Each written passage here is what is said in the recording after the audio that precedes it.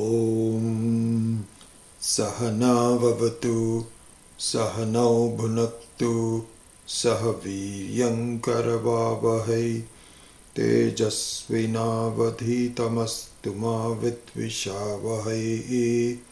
Om Shanti Shanti Shanti. So let us recite verses number 1, 5, 20 and then 43 and 44. Rupam drishyam lochanam drik tad drishyam driktu manasam drishyadhi vrittaya sakshi drikeva natu drishyate nodeti nastametyesha navriddhim yati nakshayam swayam vibhatyatha anyani bhasayet sadhanam vina asti bhati priyam rupam nama chetyam shapanchakam adyatrayam brahma rupam jagat rupam tatodvayam. So let us do the new verses 43 and 44.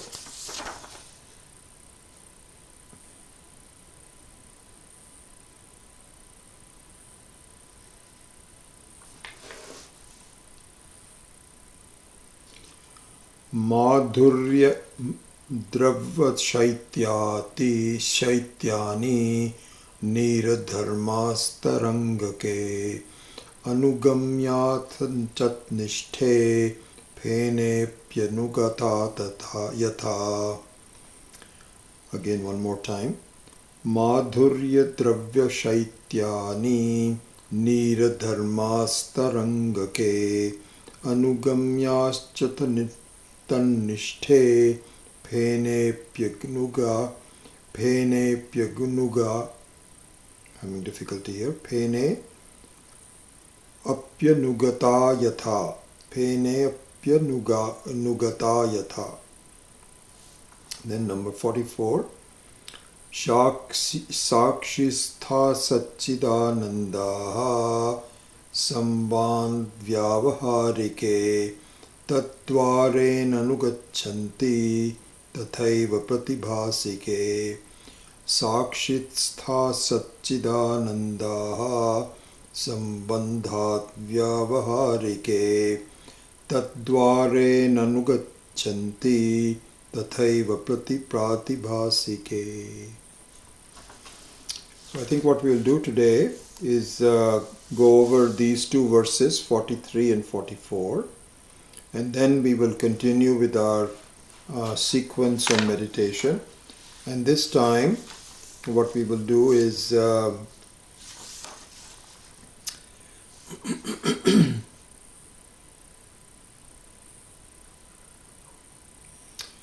we will do the meditation on verse number 25. So last time we did the meditation on Drishya anuviddhas samadhihi savikalpaha. Number 24. Kamadhyaha chittagaha drishyaha tat sakshittvena chetanam dhyayet drishya anuviddhoyam samadhihi savikalpakaha. And today we will do the next one. Asangaha satchidanandaha swaprabhaha dvaita varjitaha Asmiti Shabda Vidhoyam Samadhi Savikalpakaha. So this we will do after we do the analysis of the verses number 43 and 44. So that's the plan for today. Okay. So let's go to 43 and 44. So let's look at the word meaning of both of 43 and 44, word and sentence meaning, and then we will expound on it, not expand but expound on it, we'll unfold it. So number 43, Madhurya Drava Shaityani.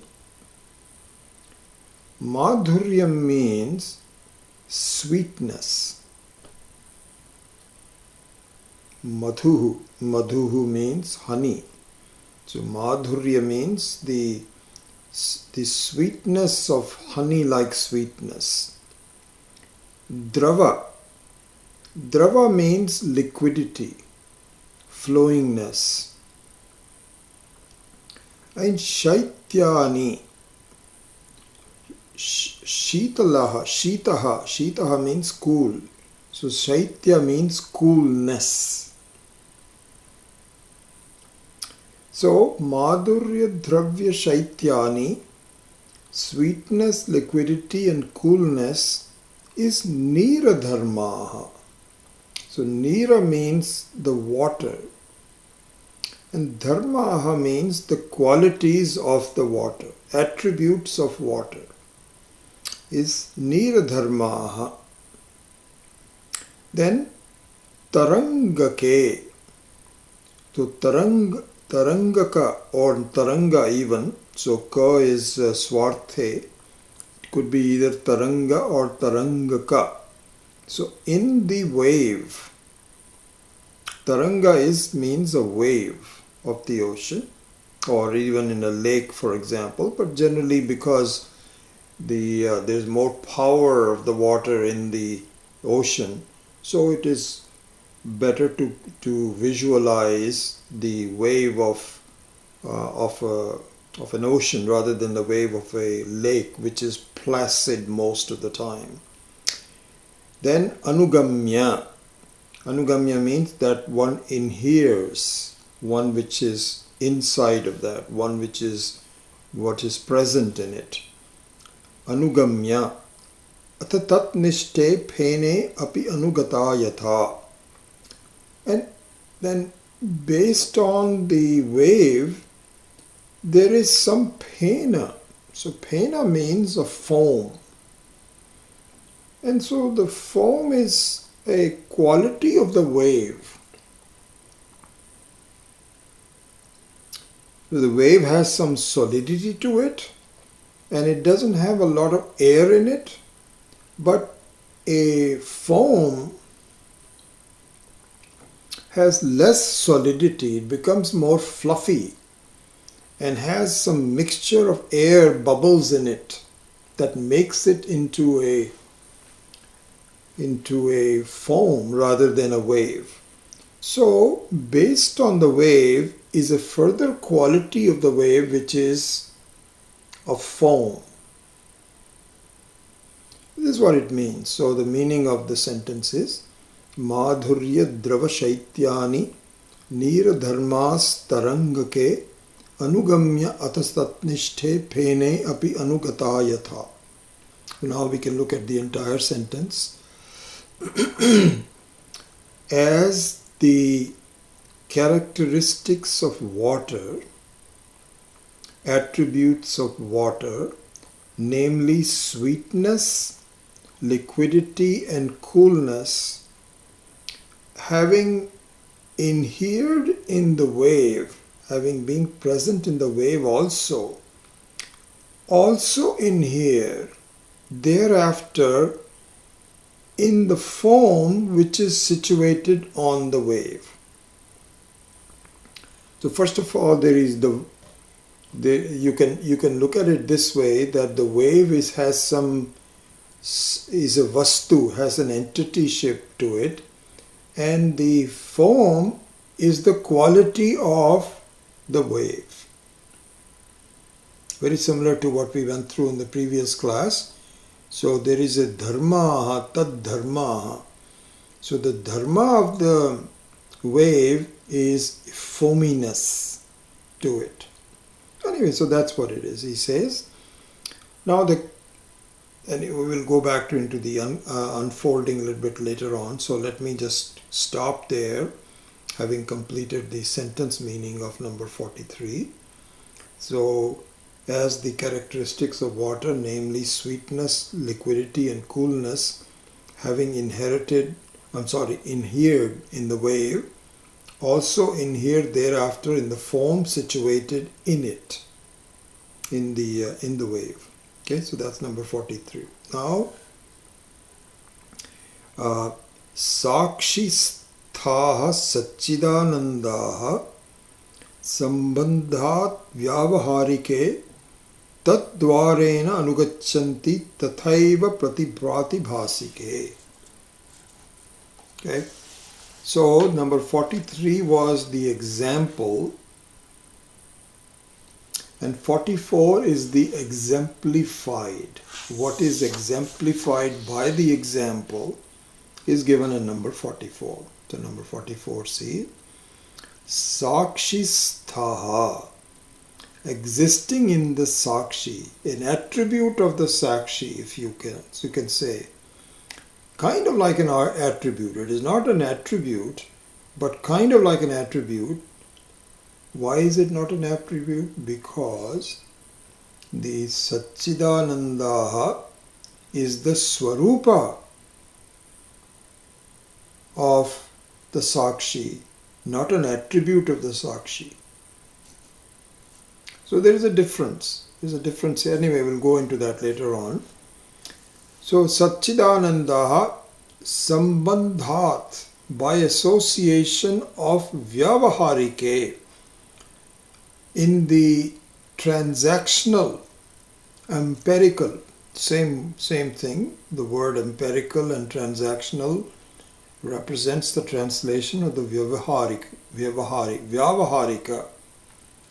So it's in the empirical jagat, in the empirical world, in the transactions that we are familiar with. Tadvarena, and through that Vyavaharika, Anugachanti, it inheres in the same way in Pratibhasika, in the subjective. So now let us look at the sentences. In the same way, the Satchidanandaha, existing in the Sakshi, inheres by association in the empirical Jiva and the Jagat.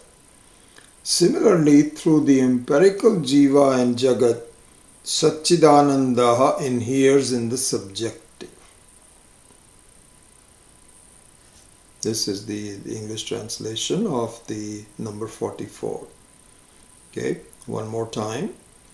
Just like in the case of the water, here similarly, in the same way, the Satchidananda exists of the, here not existing in the same way, of the nature of the Sakshi, then is inherently associated with the empirical Jiva and Jagat. So Jiva and Jagat are an important thing to see. Jiva means the experiencer, and Jagat means the experienced. We know this duality that occurs. So whenever this is the duality. The duality is that a singular vastu, a singular entity becomes two. This is exactly what happens in dream. And so when you lapse into a dream, you are a single person when you lapse into the dream and you actually go through sleep. You don't go directly from waking to dream. You first go through the door of the sleep, and once you pass through the door of the sleep, you come out as a duality. A singularity becomes a duality. And sometimes this example is given, a very beautiful example, that in the defect in the eye, due to the defect in the eye, you see two moons. You see two moons. And it's a single eye, but going through the defect of the eye, some kind of a disease that happens, you can actually see two moons. So a singularity becomes duality. That's the point. The duality is given here by Jiva and Jagat. The Jiva is the experiencer and the Jagat becomes the experienced. Exactly what happens in dream. You become, one becomes two, and the two are a dreamer and dreamt. Both the dreamer and dreamt are in fact nothing but the waker, single waker. Single waker. Okay, so now we can begin to comment on both 43 and 44 and what is intended by this. So this is just another example for contemplating on the nature of ourselves, as Swami Viditatmananda pointed out. His last sentence is, this is a very beautiful method for contemplating upon the true nature of ourselves. And interestingly enough, this is the example that we were going to base our meditation on in the first class that we got interrupted because there was some interruption. I don't know what happened, but we had to restart it and therefore we didn't complete the meditation. But this was the meditation on this particular example. So here it says that there is a reality behind the expressions of the ocean. That's the way we should really look at it. If you look at the nature of an ocean, which is very active, there's a lot going on in an ocean. It is very unusual to see the ocean to be quiet. No waves, no nothing. In a bay, in the San Francisco Bay, inside the San Francisco Bay, which is a very interesting thing. We have a house that overlooks it. There's hardly any waves. It's all very quiet. But out in the ocean is very active. There's a lot going on. So the reality of what is all going on should be considered, which is that the essence of the ocean is the water. Actually, the ocean is salty, and so perhaps is not the exact exemplification of this verse, but you can visualize it. So let's see. We can go back to a noisy lake, a very active lake. So there, the reality of the water is, the water quality is, first of all, sweetness. Sweetness. Now, sometimes, water is not sweet. We have gone to many places where the water is kind of not sweet. It's a little salty or something, some quality to it. But that's because of the impurities in it. By nature, water is very sweet. And it's interesting, just a personal touch to this. I was born in a city in India called Amritsar. And so the word Amritsar means a lake which is Amritam, which is immortal lake. And the water in the whole area is very sweet. And the reason is that I think it is all from the fresh snow from the rivers of Himalaya that percolate in the ground. In any case, the water there is just unusually sweet. This is what I was born in. I remember that. Everybody used to say that. Wow. And now when I'm living here in Los Altos Hills, I'm equally lucky because the water comes from the Hetch-Hetchy Reservoir, which is freshly molten snow from the Sierras, and it is piped in. Here the water is so sweet. You don't feel like drinking anything else except water. This is how sweet it is. So there is a natural sweetness to the water. This is number one. So it's called madhuryam. Then the second one is that the water has fluidity to it, not solidity to it. We know that. That's number two. And the third one is that it is cool to the touch. The water, if you want to heat it, there is an external aspect to it. You can have some hot water, but the heat in the water is not itself. If left up to itself, it is cool. It is cool. And so this coolness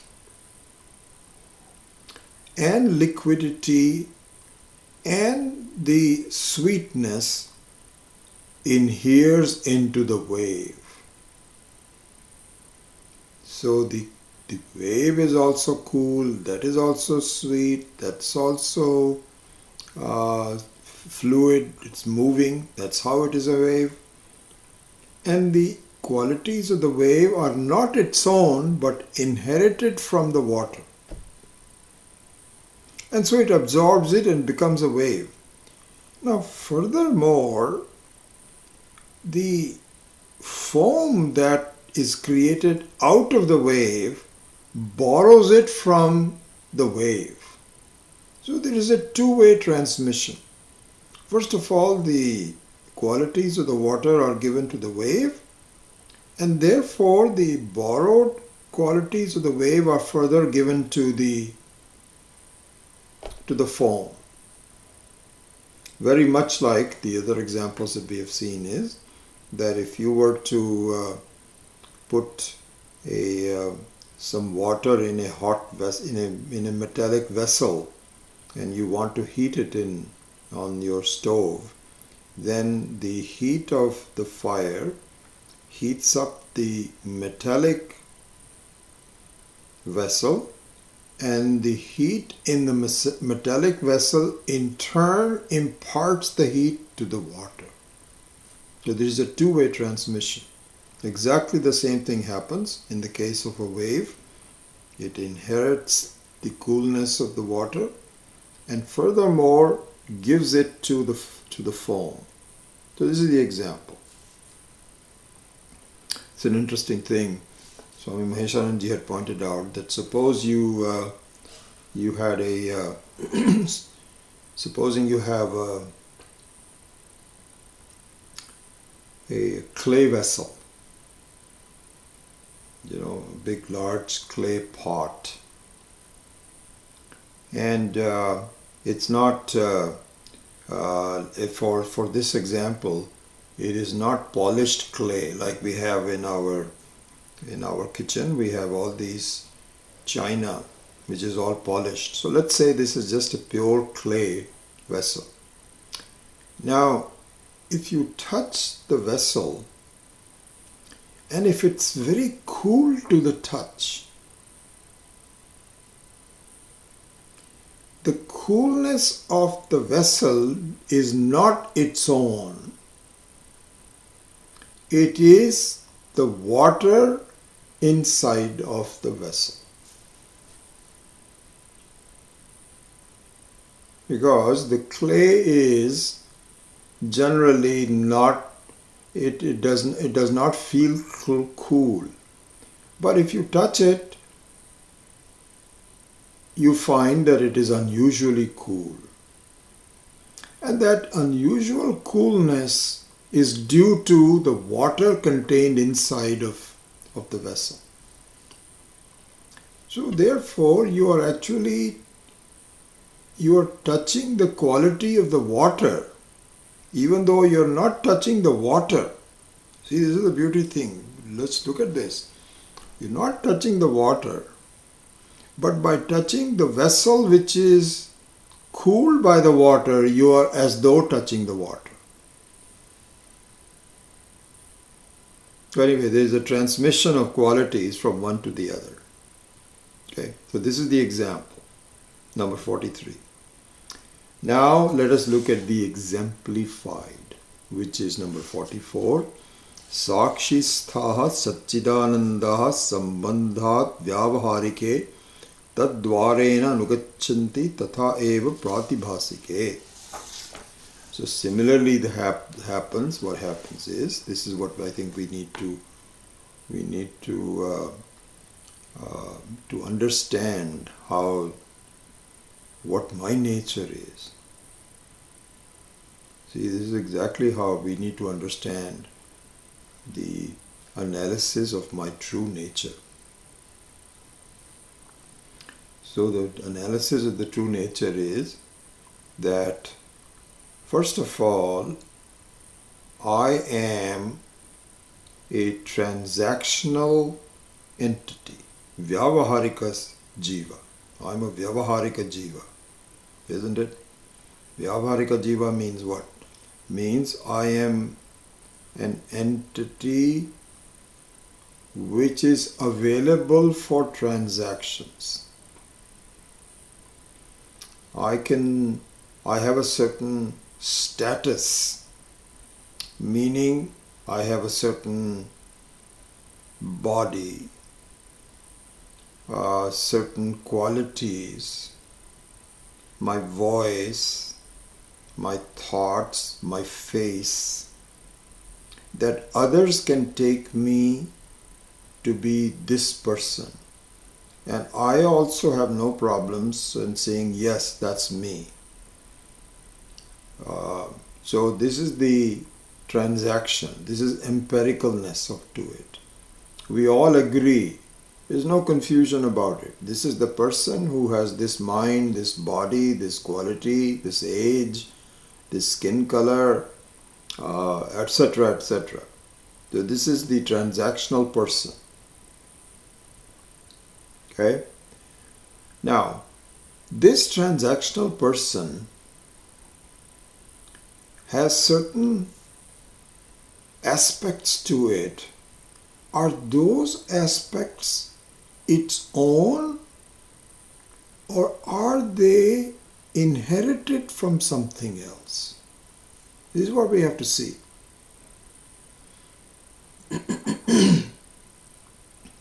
So in that sense, a Vyavaharika Jiva, a transactional person, is like a wave of the ocean. And it is a sophisticated wave of the ocean. But essentially it is like the wave of the ocean. Why? Because it has the change. The differences, of course, are that I am more stable than the wave. The wave doesn't last very long. It has a very quick life, short life. I have a longer life. So what? It's not important whether I have a longer life or not, because if by longer life I mean that I am a solid, unchanging life, then I can say they are different. But that's not the case. In my case also, the changes are going on even though they are more subtle. In fact, what I consider to be me, I am millions of me that are changing continuously. What is it? Is it my recollection that all the cells in the body get completely replaced after a few minutes? So I am a changing set of cells that appears to be the same. That's the beauty of the creation. This is true for everything. If you, even the table also.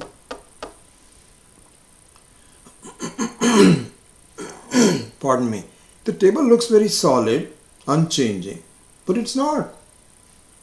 There are trillions of electrons that are moving. If you were a physicist and you had some powerful instruments to look into the table, what you will find is that there is moving parts to it. There's no solidity. And furthermore, there is all space. This is a fact that 99.99999% of the table is space. And this solidity comes from the magnetic forces that repel each other, and looks like there is nothing going on. There's no movement. So even in a table, there is continuous change. What to speak of? This is a table that was probably there. Well, this particular table I think was built only about 567 years ago, but you can see trees and other, well, not even trees, even rocks, let's say rocks, that are millions of years old. Whereas you and I came in just recently in the last 50, 60 years, and we're changing and we're going to disappear. So if you look at the transactional person, it is like a wave. It is changing all the time. And really speaking, 99.9% of us is space, just pure space. It's a miracle how things are moving, and there is some subtlety to it. There is software inside of it. We have a mind. We just had a new baby born inside in our family the other day. And what a marvel it is. My goodness. You can see the baby moving already as soon as it comes out of the womb of the mother. It has some kind of a mind already. It can hardly even see anything yet. But the mind is there. And then along comes all the movement. Eyes move, hands move. So it's a very sophisticated wave. Very sophisticated computer. Really, this is the way it is. Anyway, it doesn't matter whether it is sophisticated or not. The question is whether the qualities of the person are its own or inherited. And they are inherited. They are not its own. So you take, for example, feeling that I am someone. I am a person to be reckoned with. I am intelligent.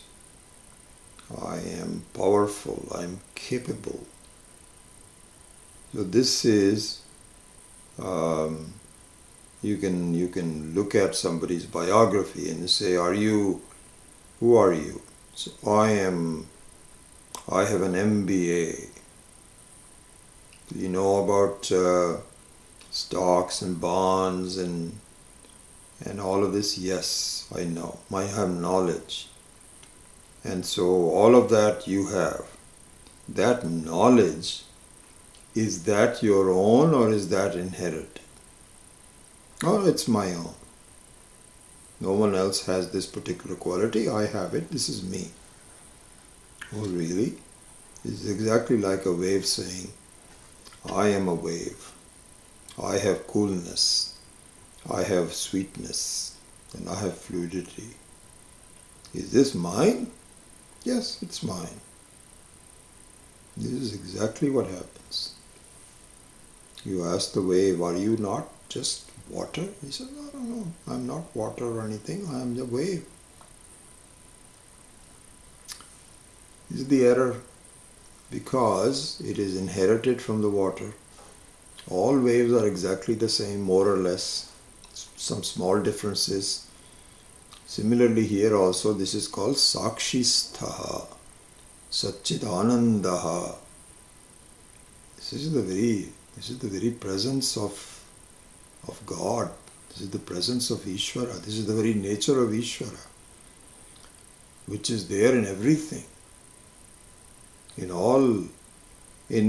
In the table it is there only in Sat, but not in Chit. But in a human being or in any animal it is both Sat and Chit. And the Sat and Chit are not limited, it is Anantam.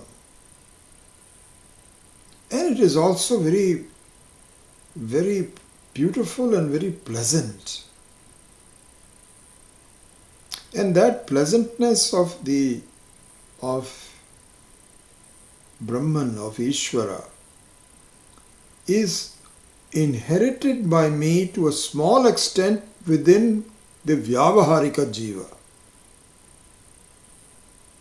So the unlimitedness of the water is inherited by the smallness of the location of the Jiva. Anyway, so now I borrow all of this. So this can be looked upon as borrowing. It can be looked upon as encompassing. It can be looked upon as a reflection. All those examples are relevant. But the point is that it is not the Satchidanandaha by itself, but a reflection of that in a particular form. And this is what is called a Vyavaharika Jiva. Right? And the Vyavaharika Jiva also has, now just look at this. The Satchidananda is a single entity like water. The entire ocean is nothing but the same water. So there is no duality in it. But the way the expression of the water is, duality gets into the picture. How? Because now the water is in a specific form of a wave, and it looks upon other waves as being different from it, because it takes the qualities of the jivas to be reality, and it says this is me, and the other jivas are different from it. So it becomes dual. So this is where the wave becomes a jiva, and the other waves becomes jagat. They becomes the world, this. I am surrounded by all these other waves, and that wave is better than me. I think I'm better than a few others, but I'm in the middle. There are better waves than me, bigger waves than me, and I am vulnerable and I may not live very long, and I'm somewhat happy but not very happy. All those kinds of things can happen in the case of the thinking of the wave. Exactly the same situation with us. And so we take ourselves to be a jiva and we become dual. Why? Because I no longer think of myself as a Satchidanandaha. I'm not aware of it, and even after I'm told this, I have difficulty grasping it, and so therefore I'm very comfortable with a limited definition of myself as a jiva. And then as a jiva, then I become dual, because everything else is different from me and I am different from it. That's my experience, that's my transactional, this is the empiricalness of it. And it's just that I have misused the Satchidanandaha, which is borrowed from Ishvara, from Brahman. Now, having done that, I now create a subjective me. A subjective me. And this subjective me is the pratibhasika jiva. And as we have seen before, the pratibhasika jiva, you can look at it two ways. This is something you should note about, that when you talk about the pratibhasika jiva, which is an offshoot of the vyavaharika jiva, the pratibhasika jiva can be looked upon in one of two ways. It expresses itself in one of two ways. What are the two ways? One of them is that I truly become a dreamer. I assume a dream characteristic. I become a dreamer. So as a dreamer, I am no longer transactional, meaning that no one else can see what I see. See, transactional jiva means that it must be the same for others as it is for you. But in a dreamer, it is only you, no one else can see it.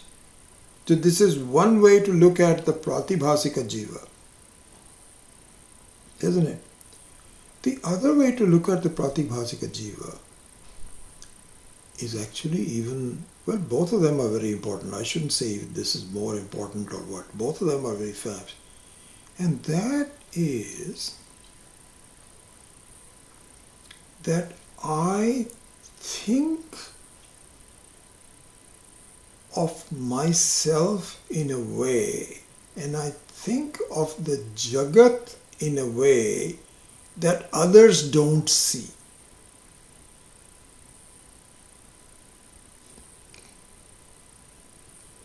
So this is called the subjective jiva. You see the difference? The difference between objective jiva and subjective jiva is the objective me is shared by everybody and agreed by everybody.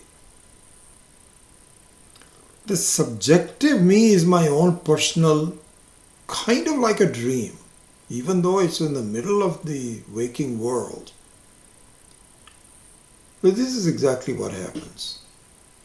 You know, and I understand this guy who killed the 10 people in Boulder, Colorado. He was, God knows what he was thinking, but he was having some weird ideas that people are out to kill me, beat me up, and this, that, or the other. Already he was very unhappy because of his name and ethnicity and so on. But then he expanded that to some kind of a weird idea about who he is and what others are doing to him and so on. This is all subjective, and to a lesser extent we are all guilty of that. We think of it, like oftentimes people will say, well, people don't like me. Jerry, people don't like you? How do you come to that conclusion? Well, I can tell people don't smile at me.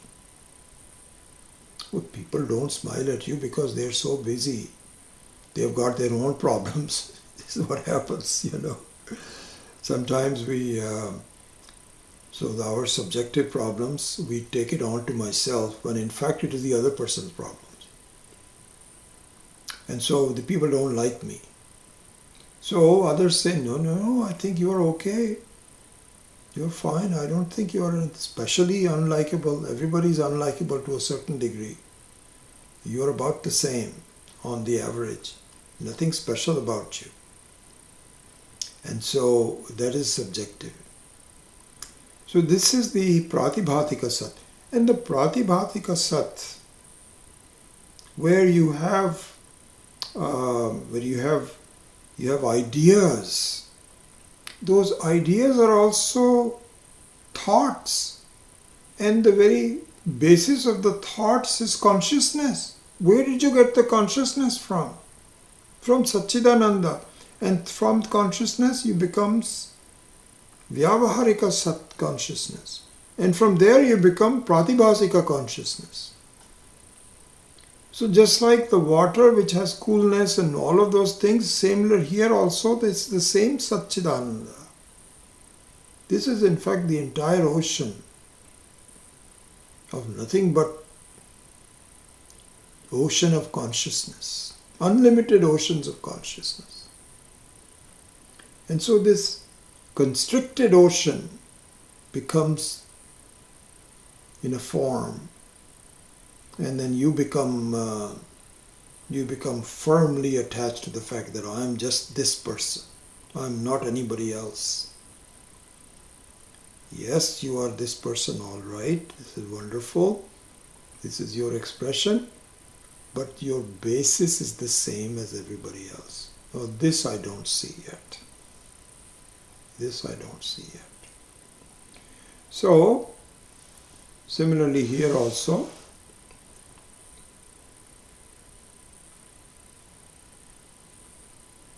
so that's the example of these two verses. So we're almost to the end. I think next week with verse number 45 and 46 we will complete the text part of it, and we might do one complete quick summary of the entire text. And so I would imagine that we will finish the Drg Drsya Viveka in the next two classes, and I will continue to also finish the meditation with this. And so in the next two classes this text will be over, and then we will go back to Bhagavad Gita, chapter number 8 after that. So that's the plan. So with that, let us now switch over to the meditation of the verse number 25.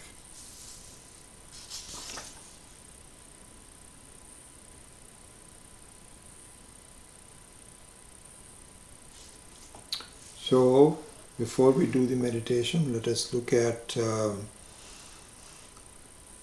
the verse number 25, the meaning of the words in it, and then we will convert that into a meditation. So 25 says, so this is a Shabda Viddha Ayam Samadhi Savikalpaha.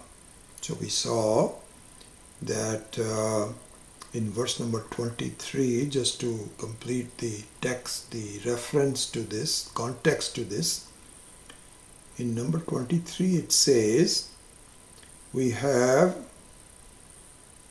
in the heart there are two basic types of samadhi with respect to your own self. Hridi means inside you. Savikalpaha and Nirvikalpaha. So one which is with the distinction of the subject and object, and the other one is without the distinction of the subject and object. So this is the Savikalpaha and Nirvikalpaha. Then Savikalpaha Punaha Dvidha. So if you now, having segmented between Savikalpa and Nirvikalpa, the Savikalpa itself has two portions. What are those? Drishya Anuvedhena and Shabda Anuvedhena, Savikalpa. This we saw in number 23. Then in number 24 we actually saw the Drishya Anuveda Samadhi, which we did last time. Today we will do Shabda Anuveda Samadhi, connected with the words. And what kind of words? Asanga, these are just examples, these are not the only ones. Asangaha, Satchidanandaha, Swaprabhaha, Dvaitavarjitaha, Asmi iti shabda viddhoyam samadhi savikalpaha. So the English translation is, one should contemplate, I am unattached, I am the nature of Sat, Chit and Ananda, I am self-effulgent, and I am non-dual. This is called the Shabda Viddha or Shabda Anuviddha Savikalpa Samadhi, absorption with the recognition of distinction and mixed with scriptural words, based on scriptural words. So this is the meaning of 25. Now let us do the Samadhi.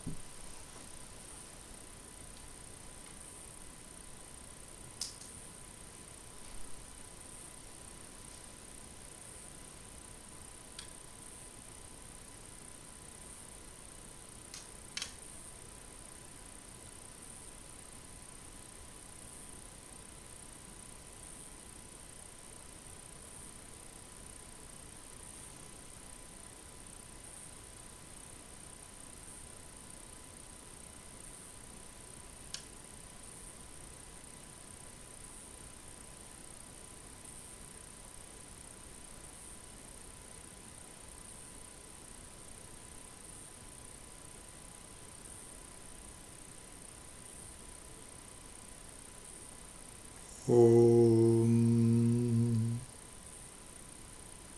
Namaste Astu Bhagavan Vishveshwaraya Mahadevaya Triambakaya Tripurantikaya Trikalagni Kalaya Kalagni Rudraya Neelakantaya Mrityunjayaya Sarveshwaraya Sadashivaya Shriman Mahadevaya Namaha.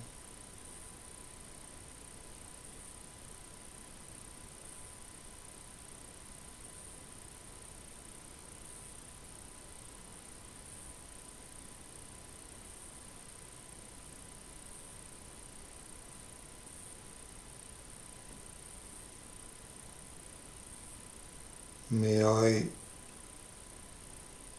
contemplate on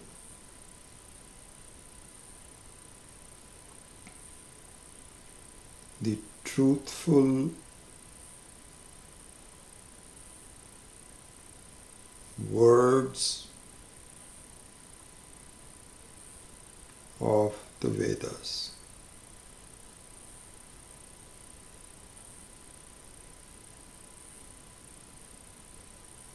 May I contemplate on, may I meditate upon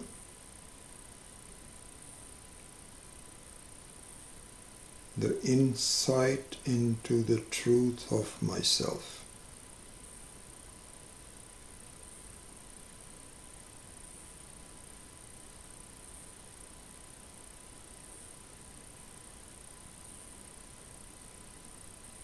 Atma, the self,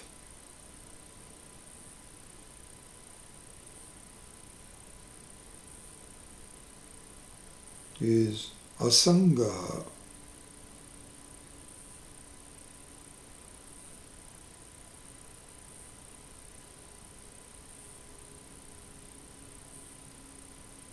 It is unconnected.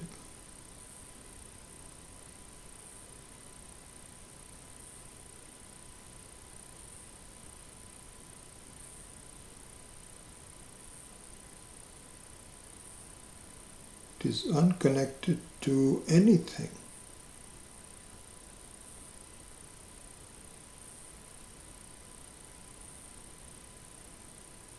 May I see myself to be unconnected.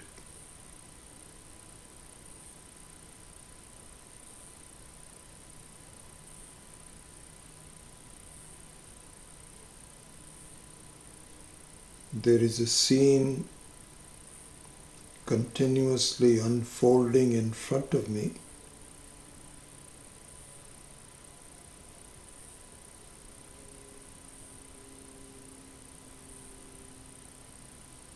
May I understand that I am a witness to the scene.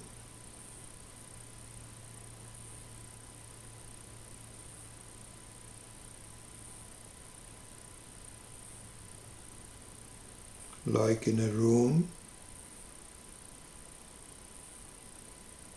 where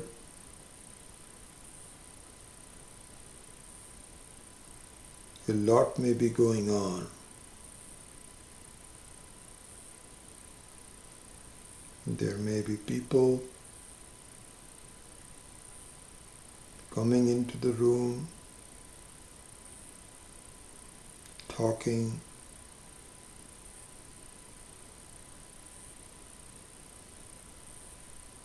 listening,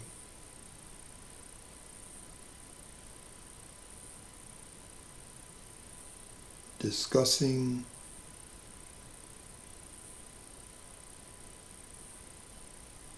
being pleasant to each other or unpleasant to each other.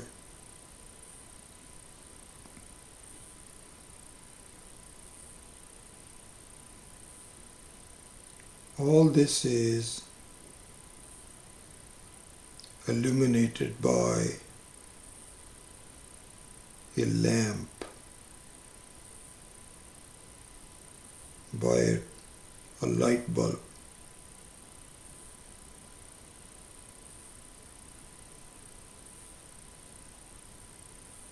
So the light bulb is in the room,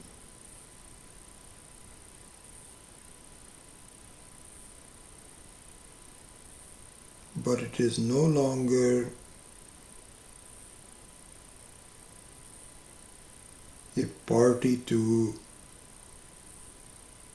what's going on inside the room.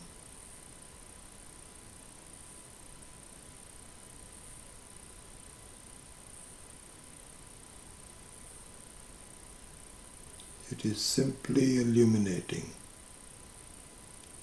There is no connection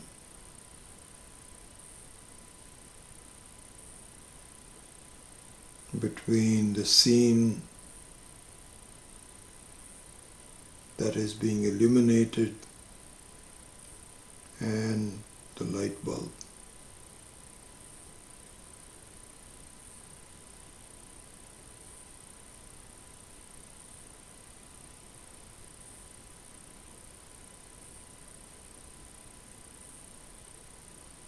I am no different than that.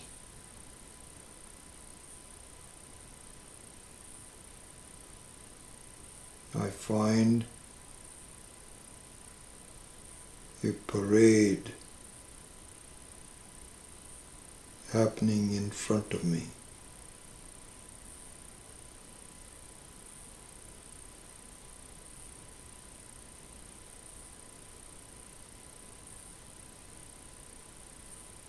The world is changing.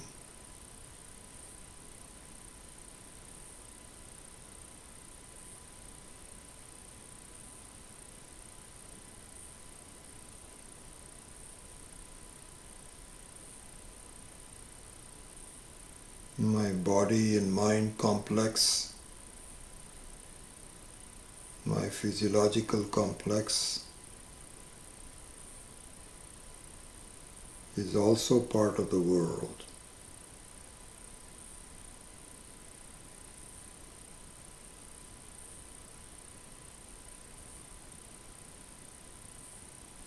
I observe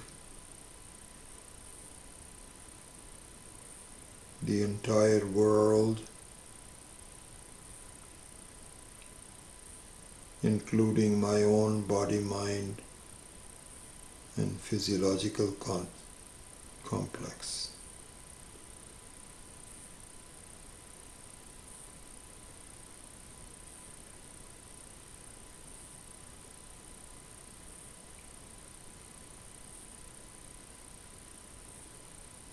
I am merely illuminating the activities of the world.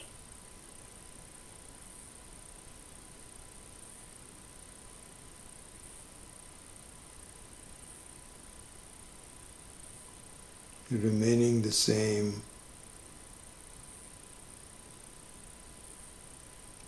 like an electric bulb.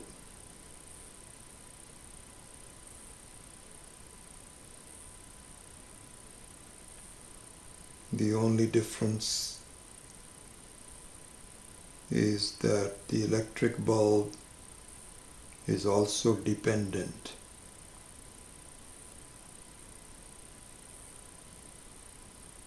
And can be considered as part of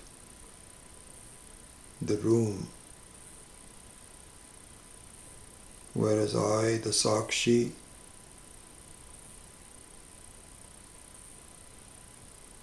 is not part of the world. I am independent, totally unconnected. I am independent of time.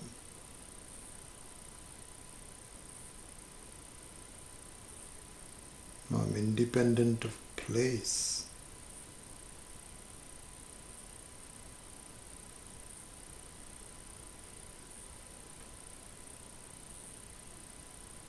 Asangaha.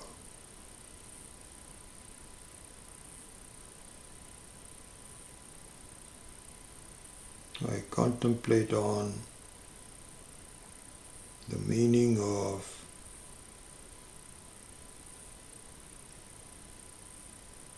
the Vedic words, truthful Vedic words. Asangaha.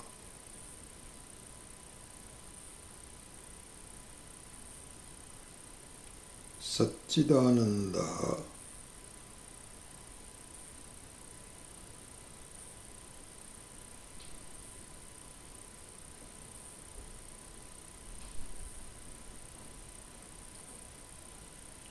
I am the nature of Sat.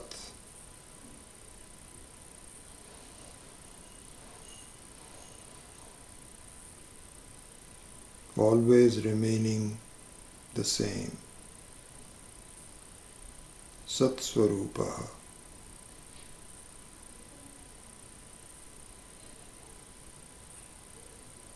Never giving up my nature.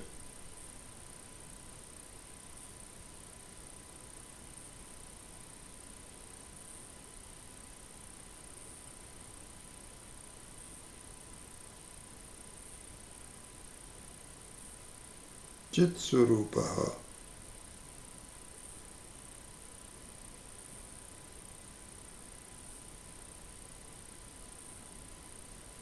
Never giving up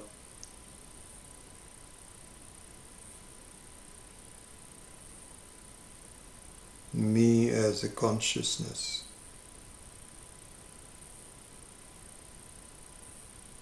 As knowledge. Never. I am, I know, I know, I know. I can see this.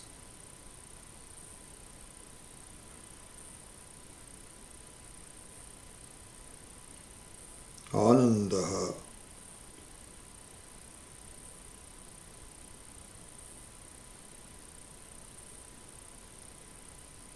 Never a source of problems.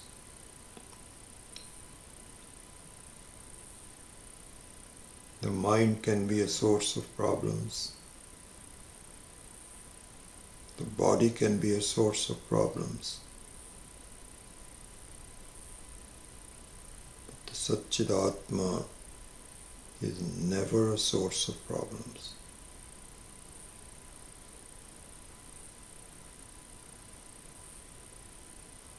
Swaprabha.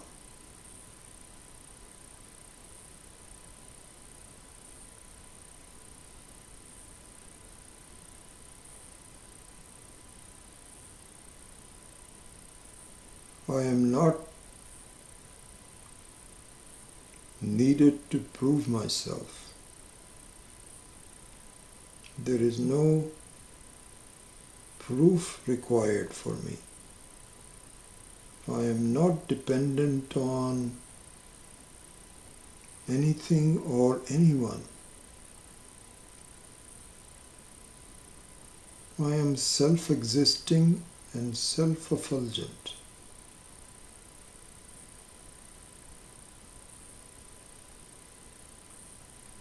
I see this directly, clearly.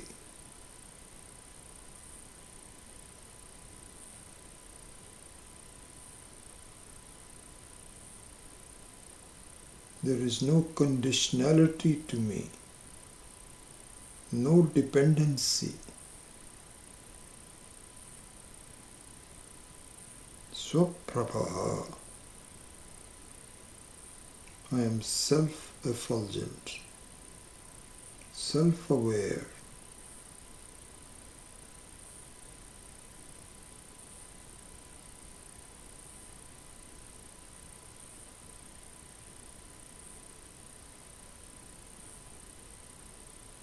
I am the very nature of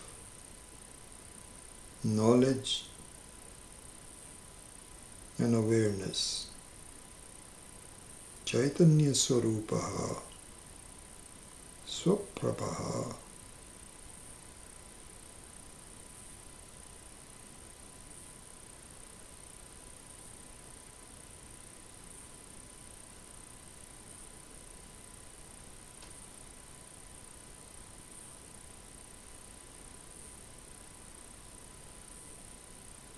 Dvaita Varjitaha.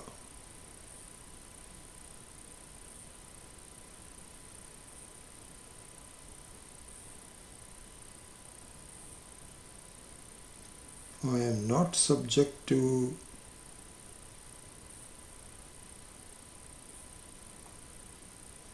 any division, any duality.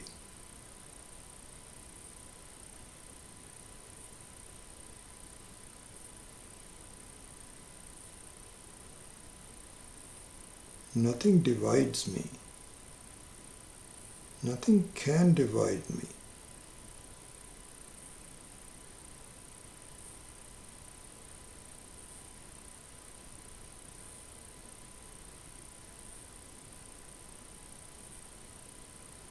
Anything that tries to divide me is also me.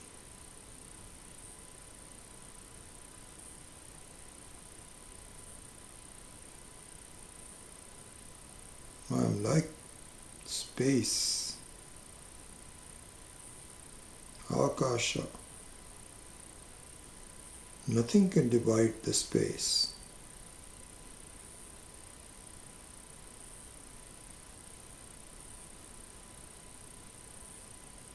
If there is something in the space, how can it divide the space?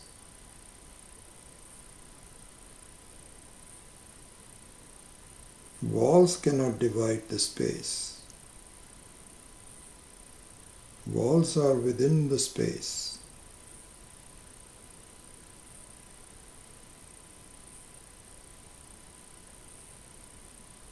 There may be a sense of duality in me, the Vyavaharika Jiva. But the Vyavaharika Jiva is also within me.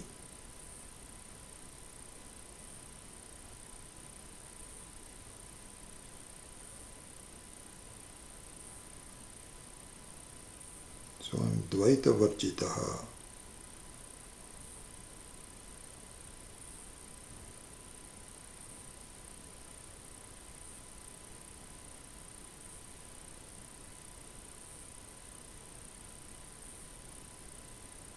So these words of Vedas, which are the words of Ishvara,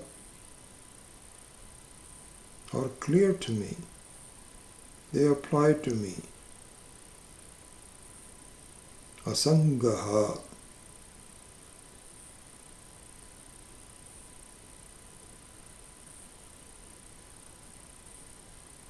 Satchidanandaha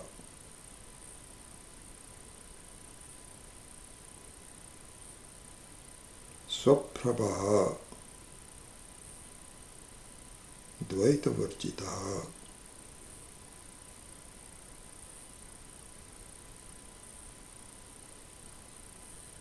This is the meditation connected to words.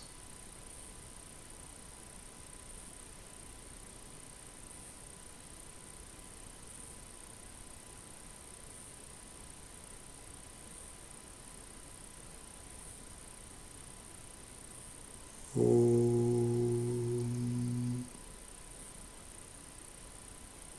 Shanti Shanti Shanti.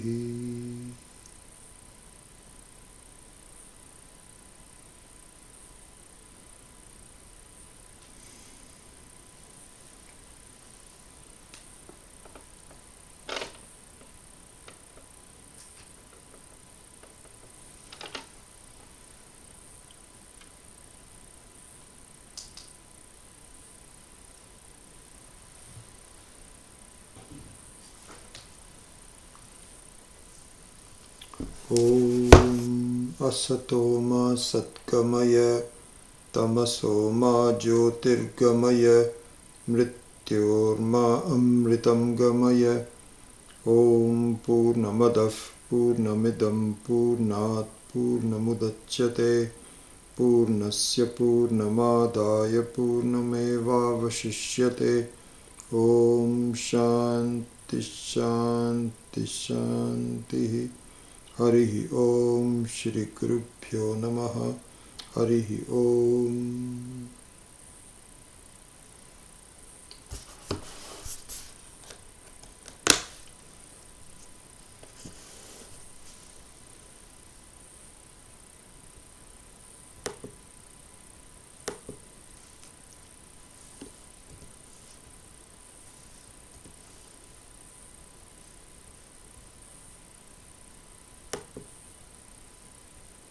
Om Swaprabha.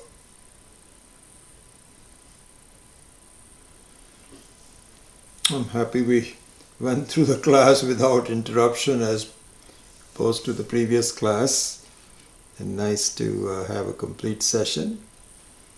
Sushma, Shanti Kumar, and Shri, Darshana, Arvind Taylor, Ashwin, Renu Daswani,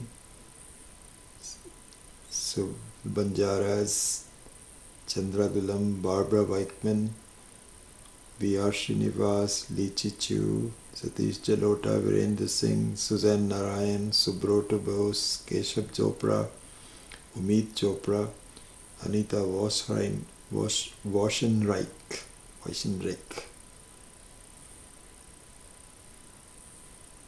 Good. Happy for all of you to be here.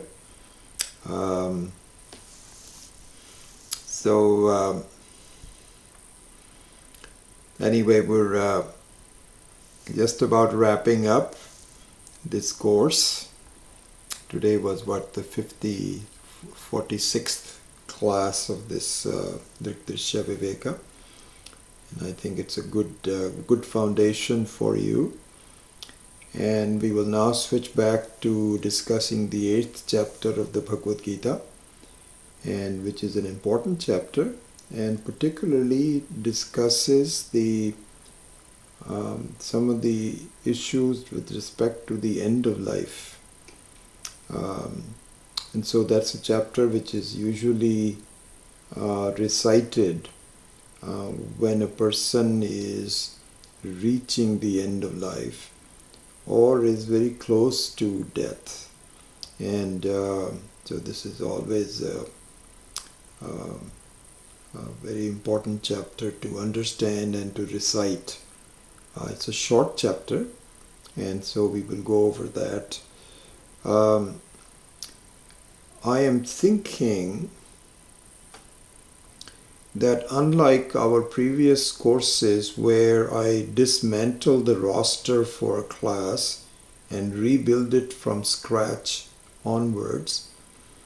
What I will do is not to do that and maintain the roster from Drg Drsya Viveka to the 8th chapter of the Bhagavad Gita.